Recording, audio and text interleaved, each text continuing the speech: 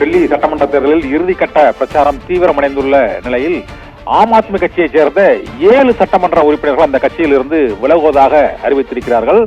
டெல்லி சட்டமன்ற தேர்தலில் எப்படியாவது ஆட்சியை கைப்பற்றிவிட வேண்டும் என்று பாரதிய ஜனதா கட்சி முழு வீச்சில் பிரச்சாரம் செய்து வரக்கூடிய நிலையில் இன்று பிரதமர் நரேந்திர மோடி டெல்லியில் அங்கு தீவிர பிரச்சாரத்தில் ஈடுபட்டார். இந்த சூழ்நிலையில் ஆம் ஆத்மி கட்சியைச் சேர்ந்த 7 சட்டமன்ற உறுப்பினர்கள் தங்களுக்கு தேர்தலில் போட்டியிட சீட் தரவில்லை என்ற காரணத்தை கூறி 7 பேர் விலகி இருப்பது ஒரு சர்ச்சையையும் அதிர்ச்சியையும் ஏற்படுத்தி இருக்கிறது. ஏனென்றால் 5ஆம் தேதி தேர்தல் வாக்குப்பதிவு நடைபெற உள்ள சூழ்நிலையில் இன்னும் 4 நாட்களே தேர்தல் நடைபெற உள்ள நிலையில் 7 ஆம் ஆத்மி கட்சியின் சிட்டிங் எம்எல்ஏக்கள் அந்த கட்சியில் இருந்து விலகுவதாக அறிவித்திருக்கிறார்கள். இதில் பிஜ்வாசன் தொகுதி MLA Bhupinder Singh Jood and Adarsh Nagar MLA Pawan Kumar Sharma, Trilokpuri MLA Rohit Mehrolia, Kasturba Nagar சட்டமன்ற உறுப்பினர் மதன்லால் மற்றும் ஜானக்புரி எம்எல்ஏ ராஜேஷ் ரிஷி, பாலம் எம்எல்ஏ பாவனா கவுர் ஆகிய 7 சட்டமன்ற உறுப்பினர்கள் ஆம் ஆத்மி கட்சியில் இருந்து விலகுவதாக இன்று அறிவித்திருக்கிறார்கள்.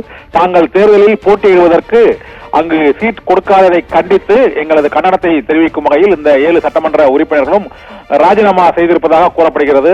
ஆனால் பாரதிய ஜனதா கட்சி தான் இந்த 7 சட்டமன்ற உறுப்பினர்களையும் தேர்தலுக்கு பிறகு அவர்களுக்கு உரிய அங்கீகாரம் அளிக்கப்படும் என்ற வாக்குறுதியின் அடிப்படையில் அவர்களை ராஜினாமா செய்ய வைத்ததாகவும் ஒரு சர்ச்சைக்குரிய கருத்து தகவல் வதந்தி பரவி வருகிறது. டெல்லி சட்டமன்ற தேர்தலுக்கு முன்பு ஆளும் ஆம் ஆத்மி கட்சியின் 7 சட்டமன்ற உறுப்பினர்கள் விலகி இருப்பது அங்கு ஆபரேஷன் லோட்டஸ் தொடங்கிவிட்டது என்பதை உணர்த்தும் வகையில் இந்த ராஜினாமா நடவடிக்கை இருப்பதாக கூறப்படுகிறது. இதனால் டெல்லியில் ஆட்சியை கைப்பற்ற போவது ஆம் ஆத்மியா பாரதிய ஜனதா கட்சியா என்ற போட்டி வலுவடைந்திருக்கிறது. வாக்குப்பதிவுக்கு இன்னும் 4 நாட்களே உள்ள சூழ்நிலையில் 7 ஆம் ஆத்மி கட்சியின் எம்எல்ஏக்கள் ராஜினாமா செய்திருப்பது மற்றும் அந்த ஆம் ஆத்மி கட்சியின் அந்த லோக்கல் அந்த பகுதி உள்ளூர் தலைவர்களையும் பாரதிய ஜனதா கட்சி ஏற்கனவே விலை கொடுத்து வாங்கி இருப்பதாகவும் அவர்களை